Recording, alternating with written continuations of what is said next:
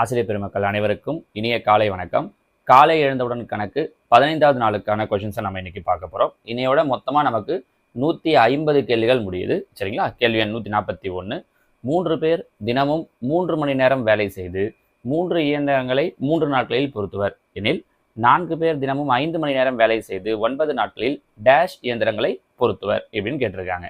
இதை பாருங்க, ஏற்கனவே நம்ம இந்த மாதிரி டைம் அண்ட் ஒர்க்கில் கொஷின் கேட்குறாங்க அப்படின்னா என்ன ஃபார்முலா சொல்லியிருக்கோம் அப்படின்னா PhD by W, person, hour, days by work அப்படிங்கிறது. இங்கே பாருங்க 3 பேர், அப்போ பர்சன் எவ்வளோ பேர் அப்படின்னா 3 பேர், தினமும் 3 மணி நேரம், ஹவர்ஸ் எவ்வளோ நேரம்னா 3 மணி நேரம் வேலை செய்து 3 இயந்திரங்களை, இயந்திரம் அப்படிங்கிறது தான் ஒர்க், எத்தனை இயந்திரம் அப்படின்னா 3 இயந்திரங்களை, டேஸ் 3 நாட்களில், அப்போ இன்ட்டு 3 ஈக்குவல் டு அப்படியே இந்த பக்கம் வந்தீங்கன்னா 4 பேர், அப்போ பியோட வேல்யூ 4 இன்ட்டு 5 மணி நேரம், டைம் பார்த்தீங்கன்னா 5 hours இன்ட்டு டேஸ் பார்த்தீங்க அப்படின்னா 9 நாட்களில் எத்தனை இயந்திரங்களை, அப்போ அந்த ஒர்க்கு தெரியாது எவ்வளோ இயந்திரம் அப்படின்னு தான் கொஸ்டின் கேட்டிருக்காங்க. கரெக்டாக? ஸோ இதை எழுத தெரிஞ்சுன்னா முடிஞ்சிடுச்சு. ஃபார்முலா என்ன? PhD by W. Already PhD by Wக்கு தனியாக ஒரு வீடியோ போட்டிருக்கும், அதை பார்த்தோம் அப்படின்னாலே இதில் கேட்குற எல்லா கொஸ்டினுக்கும் ஆன்சர் பண்ணுற முடியும். சரியா? அப்போ இது வந்து W கண்டுபிடிக்கணும். பாருங்கள், 3 கேன்சல் ஆகிடும். அது இந்த W இங்கே கொண்டு வந்துடலாம். இந்த W இங்கே வந்துடும். 4 இன்ட்டு 5 இன்ட்டு 9, இந்த 2 3 இல்லையா, 3 9, பெருக்கல் இருக்கிற 3 இங்கே வந்தால் வகுத்தல் 3 9, கரெக்டாக 3 9, வகுத்தல் வந்தது 9 9 கேன்சல் ஆகிடும். ஸோ 4 5 20. அப்போ எவ்வளோ இயந்திரங்களை அவங்க உருவாக்குவாங்க அப்படின்னா ஆப்ஷன் ஏ 20 இயந்திரங்கள். புரிஞ்சுக்க முடியுதுங்களா? சரியா? அதுதான் கேள்வி 142. 5 மீட்டர் 3 மீட்டர் 2 மீட்டர் அளவுள்ள ஒரு குழி மணலால் நிரப்பப்படுகிறது. ஒரு கன மீட்டர் மணல் விலை ரூபாய் 500. குழியை மூடுவதற்கான மொத்த தொகை எவ்வளவு? இப்போ நீளம், அகலம், உயரம் எப்படி சார் சொல்கிறீங்க அப்படின்னா 3 நம்பர் மல்டிப்ளைல கொடுத்துருந்தாலே, ஒன்று லென்த்து, ஒன்று பிரெத்து, ஒன்று ஹைட்டு. இதோட வால்யூம் கண்டுபிடிக்கணும். வால்யூம்னா கனச்செவ்வகத்தினுடைய கன அளவுக்கான volume L into B into H. அப்போ 5 இன்ட்டு 3 இன்ட்டு 2, 5 15, 15 2 30, மொத்தமாக 30 கன மீட்டர் ஆகுது. ஒரு கன மீட்டருக்கு எவ்வளோ செலவு சொல்லியிருக்காங்க அப்படின்னா 500 ரூபாய். அப்போ 30 இன்ட்டு 500, 3 5 15, 1 2 3 0. அப்போ மொத்தமாக எவ்வளோ ரூபாய் செலவாகும் அப்படின்னா ரூபாய் 15,000. புரிஞ்சு முடியுதுங்களா? சரியா? அடுத்ததான் கேள்வி 143. கொடுக்கப்பட்ட விகிதத்தில் விடுபட்ட எண் யாது? நம்ம நேற்று கூட 6th புக்கில் இருந்து சமான விகிதம் நடத்தியிருந்தோம் இல்லைங்களா, ஈக்குவலன்ட் ரேஷியோ. அந்த மாடலில் தான் கொஸ்டின் கேட்டிருக்காங்க. இங்கே பாருங்கள், ஃபர்ஸ்ட் நம்பர் 4 16ஆல் பெருக்குனா 64. அப்போ 13 என்ன பண்ணணும் அப்படின்னா 16ஆல் பெருக்கணும். 13 16ஆல் பெருக்கணும் அப்படின்னா 190, ஒரு 18, 208. So answer option C 208. ஓகேங்களா? ஸோ அவங்க இது பார்த்தீங்கன்னா நம்ம 6th புக்கில் இருக்கிற அதே மாடல் தான். ஸோ இந்த மாடலை யூஸ் பண்ணி கொஸ்டின் கேட்கலாம். நம்ம இதில் ஒரு கொஸ்டின் சொல்லலாமா? இன்னைக்கான கொஸ்டின் சொல்லவே இல்லை பாருங்கள். First question 5:7 25:? Question mark. சரிங்களா? இந்த ஃபர்ஸ்ட் நம்பர், செகண்ட் நம்பர். நம்ம இது ஆக்சுவலாக நேற்றுக்கு போட்டிருந்த அந்த ஈக்குவல் ரேஷியோ வீடியோ பார்த்துருந்தீங்கன்னா இதுக்கு ஈஸியாக ஆன்சர் சொல்ல முடியும். சரிங்களா? அடுத்ததான் 4:9 கொஸ்டின் மார்க் 90.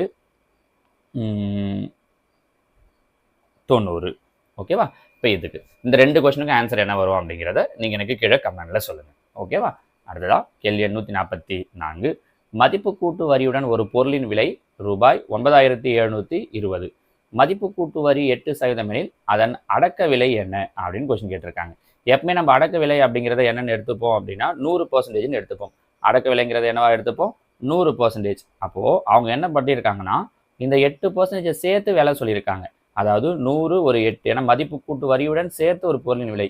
அப்போனா 108%ங்கிறது 9,720னா 100% எவ்வளோன்னு கேட்டிருக்காங்க பாருங்கள். அப்போ 9,720 8% சேர்ந்து, அதாவது 108% தான் 9,720 இன்ட்டு அவங்க என்ன கேட்டிருக்காங்கன்னா 100%. புரிஞ்சுக்க முடியுதா? 108% அப்படிங்கிறது 9,720னா 100% அப்படிங்கிறது எவ்வளோ அப்படிங்கிறது தான் கொஷின். ஓகேவா?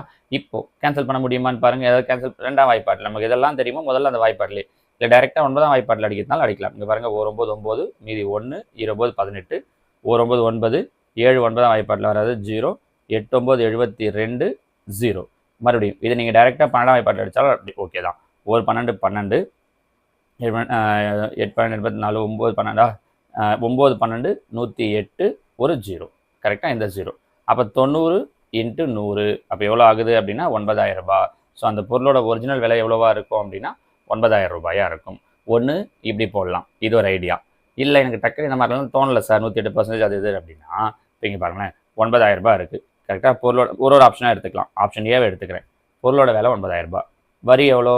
8%. அப்போ இதில் 8% அப்படின்னா எவ்வளோ கிடைக்கும் நமக்கு? 8 9 72 720 ரூபா. பொருளோட விலை 9,000 ரூபாய், 720 ரூபா வட்டி. வட்டி மீன்ஸ் அந்த வாட் வரி. அப்போ அப்படின்னா ரெண்டும் சேர்ந்ததுன்னா 9,720. கரெக்டாக அவங்க சொன்ன அமௌண்ட் வந்துடுச்சிங்களா? ஸோ இந்த மாதிரியும் போடலாம். நீங்கள் ரெண்டுத்தில் எப்படி ஐடியாவை யோசிச்சாலும் ஓகே தான். சரிங்களா? நமக்கு என்னென்னா கான்செப்ட் கரெக்டாக அவங்க என்ன சொல்கிறாங்க அப்படிங்கிறத புரிஞ்சுக்கிட்டீங்க அப்படின்னா நம்மளால் ஈஸியாக போட்டுற முடியும். ஓகேவா? கேள்வி எண் 145. அதே மாதிரி இன்றைக்கி இந்த 150 கேள்வி முடிஞ்சதுக்கப்புறம் நான் என்ன பண்ணுறேன் அப்படின்னா, நாளைக்கு சண்டே இல்லையா, ஏற்கனவே நம்ம 2 வாரம் தொடர்ச்சா அதுக்கு முன்னாடியோட சேர்த்து 3 டெஸ்ட்டு ஃபுல் டெஸ்ட்டு பார்த்துருக்கோம் சண்டேஸில். நாளைக்கு பார்க்க போகிறது 4வது டெஸ்ட்டு. ஓகேவா? அதே மாதிரி 30 கேள்வியில் வச்சு நான் காலையில் ஒரு 30 கேள்விகள் கொடுத்துறேன். நீங்கள் அதை ப்ராக்டிஸ் பண்ணுங்கள். ஈவினிங் நான் அதுக்கு உங்களுக்கு உண்டான ஆன்சர்ஸை சொல்கிறேன். ஓகேவா? ஓகே. 145வது கேள்வி. குறித்த விலையிலிருந்து 20% தள்ளுபடியும் இந்த புது விலையிலிருந்து மேலும் 5% தள்ளுபடியும் கொடுக்கப்பட்டால் மொத்தத்தில் தள்ளுபடி. இங்கே குறித்த விலை அவங்க என்னன்னே சொல்ல, அதனால் என்ன பண்ணிக்கிறேன்னா குறித்த விலையை 100 ரூபான்னு எடுத்துக்கிறேன். முதல்ல எவ்வளோ தள்ளுபடி தராங்க? 20%. 100ல் 20%னா 20. தள்ளுபடி தரதால மைனஸ் பண்ணுறேன். அப்போ 100ல் 20 போயிடுச்சுன்னா 80. அதுக்கப்புறம் எவ்வளோ தள்ளுபடி தராங்கன்னா 80 5%. 80ல் 5%. 80ல் 10%னா 8. 5%னா அதில் பாதி 4. அப்போ 4 ரூபா தள்ளுபடி. ஸோ 4 ரூபா தள்ளுபடினா மீதி எவ்வளோ வரும்? 76 ரூபா. பொருளோட விலை 100 ரூபா. இப்போ விற்கிறது 76 ரூபா. அப்போ எவ்வளோ ரூபா அவங்க மைனஸ் பண்ணியிருக்காங்க? 24 ரூபா. அப்போ ஒட்டுமொத்த தள்ளுபடி எவ்வளோ அப்படின்னா 24%. புரிஞ்சு முடியுதா உங்களுக்கு? குறித்த விலை அவங்க என்னன்னு சொல்லலை அப்படின்னா நீங்கள் எவ்வளோன்னு எடுத்துக்கலாம்? 100 ரூபான்னு எடுத்துக்கலாம். ஓகேவா? ஏன் 100 ரூபான்னு எடுத்துக்கிறோம் அப்படின்னா பர்சன்டேஜ் அப்போ எப்பவுமே 100ல் தான் கன்வெர்ட் பண்ணுவாங்க இல்லையா? 100 வச்சு தான் கணக்கு பண்ணுவாங்க. அதனால் நம்ம 100%ன்னு எடுத்துக்கிறோம். சரியா? இந்த மாடலில் ஒரு கொஸ்டின் தட்டமா? குறித்த விலையிலிருந்து முதலில் 30% தள்ளுபடி தரப்படுகிறது.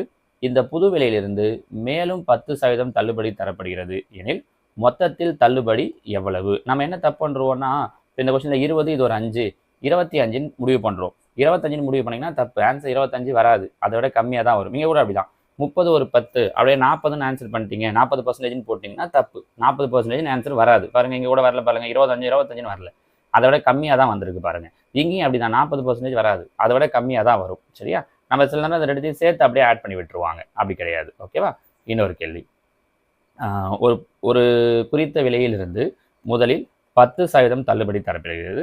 பின்னர் இந்த புது விலையிலிருந்து 20% தள்ளுபடி தரப்படுகிறது எனில் ஒட்டுமொத்த தள்ளுபடி எவ்வளவு? இதையும் ட்ரை பண்ணுங்க பார்க்கலாம். ஓகேங்களா? ஸோ இப்படின்னு ஒரு 2 கேள்வி கொடுத்துருக்கேன். இதே மாடலில் இருந்து ட்ரை பண்ணி இதுக்கு என்ன ஆன்சர் வருது அப்படிங்கிறதையும் கீழே கமெண்ட்ல சொல்லுங்க. உண்மையிலே நிறைய பேர் பார்த்தீங்க அப்படின்னா அந்த கொஸ்டின்ஸை சொல்லும்போது அப்படியே ஆன்சர் போட்டுட்டு இருக்கீங்க. உண்மையிலே சந்தோஷம். அப்போ என்னன்னா அதெல்லாம் ப்ராக்டிஸ் பண்ணி பார்க்குறீங்கன்னு அர்த்தம்.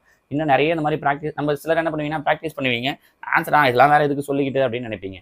நம்ம சொல்லும் போதும் இல்லை அந்த ஆன்சர் நீங்கள் டைப் பண்ணும்போது சப்போஸ் இதே மாடலில் ஒரு கொஸ்டின் வரும்போது உங்களுக்கு எக்ஸாமில் ஞாபகம் வரும். ஆமாம் இந்த கேள்வி நம்ம அங்கே பார்த்தோம், நம்ம போட்டு பார்த்தோம். அதனால தான் உங்களை ஆன்சரை சொல்கிறது. இல்லை உங்கள் நோட்லேயும் போட்டு வச்சுக்கோங்க. சரியா? ஓகே. அடுத்ததான் 146. ஒரு பொருளின் விலை 80 ரூபாயிலிருந்து 100 ரூபாயாக உயர்ந்தது எனில் உயர்வு சதவீதம். பாருங்க, பொருளோட ஆரம்ப விலை எவ்வளவா இருக்கு? 80 ரூபாய். அப்போ 80 கீழே போட்டுக்கிறோம். எவ்வளோ ரூபாய் இருக்கு? 100 ரூபாய். அதாவது எவ்வளோ ரூபாய் அதிகமாக இருக்கு? 20 ரூபாய். அதிகமான ரூபாயை மேலே போட்டுக்கிறோம். உயர்வு சதவீதம்னு கேட்டிருக்காங்க. அப்போ பர்சன்டேஜ் வேணும் அப்படின்னா இன்ட்டு 100%. கேன்சல் பண்ண முடியுமா? 0 0 1 2 2 4 2 2 8 1 4 4 2 8 5 20. அப்போ எவ்வளோ பர்சன்டேஜ் அதிகமாக இருக்குது அப்படின்னா 25% அதிகமாக இருக்குது. So answer option D 25%. இதில் என்ன ஞாபகம் வச்சுக்கணும் அப்படின்னா பொருள் முதல்ல என்ன விலை இருந்துச்சோ அதை கீழே போட்டுக்கணும். ஓகேவா? அதிகமாச்சோ குறைஞ்சதோ அதை மேலே போட்டுக்கணும். எவ்வளோ ரூபாய் அதிகமாக இருக்குது இல்லை எவ்வளோ ரூபாய் குறைஞ்சிருக்கோ அது மேலே இன்ட்டு ஒரு சதவீதம்னு கேட்கறதால 100%. புரிஞ்சுக்க முடியுதா? இந்த மாடலில் நான் ஒரு கொஸ்டின் தட்டமா? ஒரு பொருளின் விலை இப்படியே கொடுக்குறேன். 80 ரூபாயிலிருந்து 60 ரூபாயாக குறைந்தது. 80 ரூபாயிலிருந்து 60 ரூபாயாக குறைந்தது எனில் குறைந்த சதவீதம் எவ்வளவு? டிக்ரீஸ் இன் பர்சன்டேஜ் எவ்வளவு? இதுக்கு ட்ரை பண்ணுங்க பார்க்கலாம். இது ஒரு கேள்வி. ஒரு பொருளின் விலை 100 ரூபாயிலிருந்து 80 ரூபாயாக குறைந்தது எனில் இந்த குறைவு சதவீதம் எவ்வளவு? நம்ம உயர்வு சதவீதத்தை வச்சு ஒரு கொஸ்டின் கேட்கலாம். உயர்ந்தாலும் குறைஞ்சாலும் அது பிரச்சனை கிடையாது. ஆரம்பத்தில் இருந்த விலை கீழே, எவ்வளோ குறைஞ்சதோ அதிகமாச்சோ அது மேலே. ஒரு பொருளின் விலை 100 ரூபாயிலிருந்து 120 ரூபாயாக அதிகரித்தது. இப்படி வச்சுக்கலாம். ரெண்டுமே குறைவுன்னு கொடுத்ததால ஒரு கொஸ்டின் அதிகரித்ததுன்னு கொடுக்குறேன். 100 ரூபாயிலிருந்து 120 ரூபாயாக அதிகரித்தது எனில் உயர்வு சதவீதம் எவ்வளவு? இந்த 3 கொஸ்டினுக்கு ஆன்சர் பண்ணுங்க பார்க்கலாம். இது 3மே இந்த மாடலை வச்சு தான் அவங்க பேசிக்காக நமக்கு பேப்பர் 1 ஆனாலும் 2 ஆனாலும் இந்த மாதிரி கொஸ்டின் கேட்கறதுக்கு நிறைய சான்சஸ் இருக்குது. சரியா? அடுத்ததான் 147. 7 மீட்டர் அடியாரமும் 24 மீட்டர் உயரம் உடைய கூம்பொழிவ கூடாரத்தை வடிவமைக்க தேவையான 1.25 மீட்டர் அகலமுடைய முரட்டு துணியின் நீளம் காண்க. பாருங்க, கூம்பு வடிவ கூடாரம். அப்போ ஒரு கூடாரம் அமைக்கிறாங்கன்னா கூம்போட வலைபரப்பு கண்டுபிடிக்கணும். ஏற்கனவே ஃபார்முலா சொல்லியிருக்கோம். கூம்பினுடைய வலைபரப்புக்கான ஃபார்முலா பை ஆர் எல். பையோட வேல்யூ 22/7 இன்ட்டு ஆரம் கொடுத்துருக்காங்க பாருங்க 7 மீட்டர் இன்ட்டு எல் கொடுக்கல, அவங்க கொடுத்துருக்கிறது ஹைட்டு தான் கொடுத்துருக்காங்க. ஆல்ரெடி நம்ம கூம்போட எல் கண்டுபிடிக்கிறதுக்கு ஃபார்முலா பார்த்துருக்கோம். R square plus H square, L square equal to, அப்போ ஆரம் 7 ஸ்கொயர் பண்ணால் 49, ஹெச் ஹைட்டை ஸ்கொயர் பண்ணால் 24 ஸ்கொயர் பண்ணால் 576, ரெண்டுத்தையும் கூட்டணும்னா 625. அப்போ எல் ஸ்கொயர் 625னா எல்லோட வேல்யூ 25. கரெக்டா? அப்போ எல்லுடைய வேல்யூ 25 பை, அவங்க பாருங்க அந்த அகலம் கொடுத்துருக்காங்க, துணியுடைய அகலம் எவ்வளோ கொடுத்துருக்காங்க? 1.25. அதால் வகுத்துட்டிங்கன்னா நமக்கு என்ன தெரிஞ்சிடும்னா நீளம் தெரிஞ்சிடும். பாருங்க 7 7 கேன்சல் ஆகிடும். இந்த 25 ஒரு 25 5 25, இங்கே 1ல் வராது 0. இங்கே 2லேயும் வராது 0. இந்த 5 அப்போ 125. 125 எத்தனை 25 இருக்குது? 5. அப்படின்னா என்ன கிடைக்குது? மேலே 22 பை கீழே என்ன இருக்குது? 0.05. நமக்கு பாயிண்ட் வேண்டாம். அப்போ 22, இங்கே பாயிண்ட்டுக்கு அப்புறம் 2 0 இருக்கிறதால மேலே 2 நம்பர் இருக்கிறதால 2 0 சேர்த்துக்கிறேன் பை 5. மீன்ஸ் 100ஆல் மல்டிப்ளை பண்ணி டிவைட் பண்ணியிருக்கேன். இப்போ கேன்சல் பண்ணால் முடிஞ்சிச்சு பாருங்கள். 4 5 5, 4 5 20, மீதி 2, 4 5 20, இந்த 0. அப்போ எவ்வளோ ஆகுது அப்படின்னா 440 மீட்டர். அப்போ அந்த துணியோட நீளம் எவ்வளோவா இருக்கும்னா 440 மீட்டராக இருக்கும். புரிஞ்சுக்க முடியுதா? சரிங்களா? அதுதான் கேள்வி 148. ஒரு நேர்வட்ட உருளையின் அடிப்பக்க பரப்பு 80 சதுர சென்டிமீட்டர், உயரம் 5 சென்டிமீட்டர் எனில் அதன் கன அளவு. என்ன வடிவம் கொடுத்துருக்காங்க? உருளை. உருளையினுடைய என்ன கேட்டிருக்காங்க? கன அளவு. உருளையுடைய கன அளவுக்கான ஃபார்முலா πr ஸ்கொயர் ஹெச். அடிப்பக்க பரப்பு, பரப்புன்றது πr ஸ்கொயர். ஏன்னா அடிப்பக்கத்தில் வட்ட வடிவத்தில் இருக்கும். அப்போ வட்டத்தினுடைய பரப்பளவு πr ஸ்கொயர். அப்போ πr ஸ்கொயர் தான் எவ்வளோ கொடுத்துட்டாங்கன்னா 80 இன்ட்டு ஹைட்டு உயரம் எவ்வளோ கொடுத்துட்டாங்க? 5. அப்போ 8 5 40, 400 தான் ஆன்சர். எங்கே இருக்குது? 400 சென்டிமீட்டர் கியூப். முடிஞ்சது பாருங்க. அடிப்பக்க பரப்பு கொடுத்துருக்காங்க அப்படிங்கிற விஷயம் தெரிஞ்சது அப்படின்னா ஈஸியாக நம்மளால போட்டுற முடியும். ஓகேவா? இப்போ இதே மாடலில் நான் உங்களுக்கு ஒரு கொஸ்டின் தரேன் பாருங்க. ஏற்கனவே எத்தனை பார்த்துருந்தோம்? 7 பார்த்துருந்தோம் இல்லையா? 8வது கேள்வி. ஒரு நேர்வட்ட உருளையின் அடிப்பக்க பரப்பு 75 சதுர சென்டிமீட்டர், அதன் உயரம் 15 சென்டிமீட்டர் எனில் அதன் கன அளவு என்ன? இதே மாடலில். ஓகேவா? 9வது கேள்வி. ஒரு உருளையின் அடிப்பக்க பரப்பு 100 சதுர சென்டிமீட்டர், அதன் உயரம் 10 சென்டிமீட்டர் எனில் அதன் கன அளவு என்ன? ஓகேவா? இதே மாடல் தான். ஜஸ்ட் இது 2 நம்பரையும் மல்டிப்ளை பண்ணீங்க அப்படின்னாலே போதும். ஓகேவா? அடுத்ததாக கேள்வி 149. Cube root of 729 minus cube root of 27 by cube root of 512 plus cube root of 343 மதிப்பு காண்க. பாருங்கள் 729. 729ன்றது எதோட கியூப்? 9ஓட கியூப். 9 into 9 into 9. கரெக்டாக? அப்போ 9ஓட கியூப் மைனஸ் 27. 27ன்றது எதோட கியூப்? 3ஓட கியூப் பை 512ங்கிறது 8ஓடது ப்ளஸ் 343ங்கிறது 7ஓடது. அப்போ 9ல் 3 போயிடுச்சுன்னா 6, 8 7 15. ஆட் பண்ண முடியும், கேன்சல் பண்ண முடியுமான்னு பார்க்குறேன். 3 6, 5 15. அப்போ என்ன ஆன்சர் கிடைக்குது? 2/5. எங்கே? Option A 2/5. ஜஸ்ட் எதோட கியூபுங்கிற விஷயம் தெரிஞ்சால் போதும். ஓகேவா? இப்போ இதில் நான் ஒரு கொஸ்டின் கேட்குறேன். 9 கொஸ்டின் கொடுத்துருந்தோமா? Cube root of 1000 plus cube root of 64 by cube root of 125 minus cube root of 8. இதுக்கு என்ன ஆன்சர் வரும்னு சொல்லுங்கள் பார்க்கலாம். ஓகேவா? அடுத்ததா இன்னைக்கான கடைசி கேள்வி, கேள்வி எண் 150.